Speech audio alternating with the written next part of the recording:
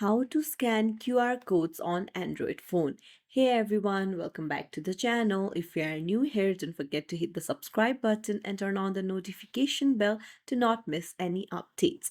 So there are two ways that you can scan QR code on your Android phone. You can just swipe down from the top right and then swipe down to access more options, and here you'll find scan QR code option right here. You can just tap on it and then scan the QR code.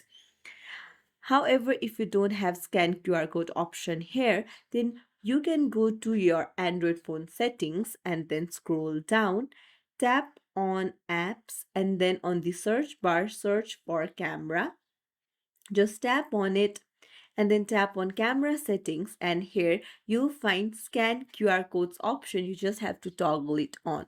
So you just have to turn on your camera and then point it at a QR code and it will scan it for you. You can even toggle on scan documents and text. And that's it. If you found this tutorial helpful, don't forget to like and subscribe to our channel for more tips and tricks. Thank you for watching.